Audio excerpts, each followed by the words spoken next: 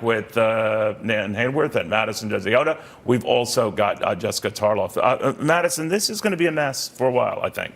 Yeah, I think it's a mess. I can't believe that we're at this point. I think it's inefficient. It's unacceptable. I understand what she's saying. Yeah, maybe it seems like it could be intent, but I don't think we can really make that jump right now.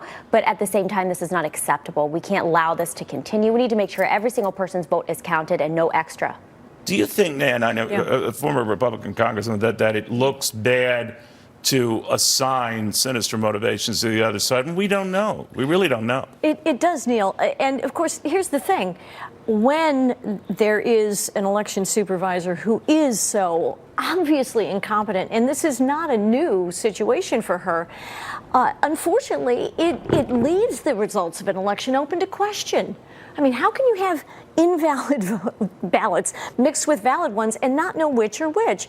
But isn't all of that stuff magnified in a close election anyway? Totally. Absolutely, and that's what a lot of people have been making the point about what's going on here, is that what's happening in Arizona and in Florida and Georgia, that's not out of the ordinary. It's just what's out of the ordinary is how close this race is, because these are also states. I mean, Florida's obviously had a long history with this, and a lot of the lawyers who are on the ground have been there before. But Broward is always an outlier in terms of how badly this goes. A lot of it has to do with ballot design. We're talking about, 3.7% of those who voted did for Florida governor, but because Bill Nelson, because of the Senate races in the corner, I mean, the idea that we can't modernize, we can't.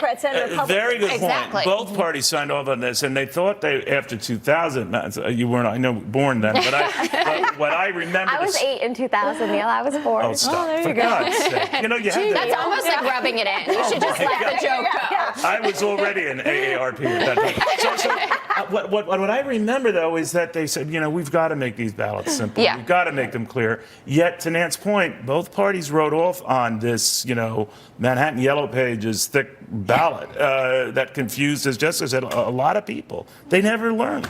It's unfortunate, and voting should be simple. We should be able to count the votes quickly and simply.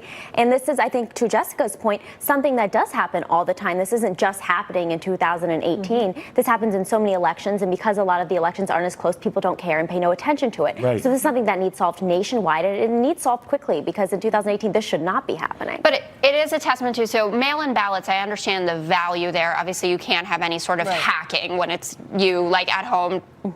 But you they can be abused. I know they can be. I'm not saying that, but there needs to be such a better, honest conversation about how to efficiently, effectively, and honestly vote in this country to make sure you don't have issues like in Georgia, where machines are missing power cords. So people are disenfranchised. I had an issue with my voting machine on Tuesday in Ohio. Yeah. When you see the videos going around where you click one thing, another thing gets clicked. Well, that happened to me. Not saying it's a conspiracy, but I could not believe. I immediately alerted the election officials. They or the poll you workers. In a Democratic or Republican They came district? over. I was in a Republican district. They came over. They showed me how to fix it. It was all taken care of. But the thing that concerned me is if this machine's not calibrated correctly, was this happening to others who didn't say something? Or because in Texas, you couldn't vote down ballot. Remember, people were saying, I'm voting down ballot for Democrats, and it's flipping Beto to Cruz. That shouldn't be happening, not only because I prefer Beto. And that brings us back to the concerns of electronic voting in general that a lot of people still have. A lot of people are still pushing for wanting to go back to paper ballots. Isn't that supposed to make recounting, or if you have to go much faster and easier? Because it's not happening in Florida, right? In theory, it's supposed to, but nothing ever works. No, it absolutely isn't. Or maybe it's just Florida. Maybe Florida is just a microcosm of what's happening nationally. It's a couple counties in Florida, but there is going to the larger conversation that's happening now. Both Democratic counties. It must make you proud, right? I am very proud of the candidates that we ran all over this country, and Neil was kidding if you didn't hear him say that. I'm not interested in stealing an election. I'm interested in winning an election. Every vote counts. Absolutely.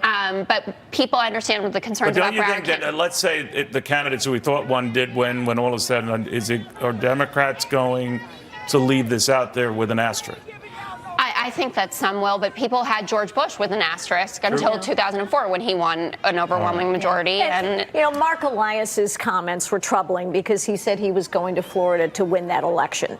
And I think that was distinctly not helpful. You got to be careful of stuff on both sides. On both sides. But if you look how the county traditionally votes, you see there was a disproportionate difference. It's not like someone who's been voting Democrat their whole life woke up and said, I love Rick Scott. All right, we shall see. Hey, we don't know. Again, have you seen Rick Scott? We are seconds away. We are seconds away from all of these ballots.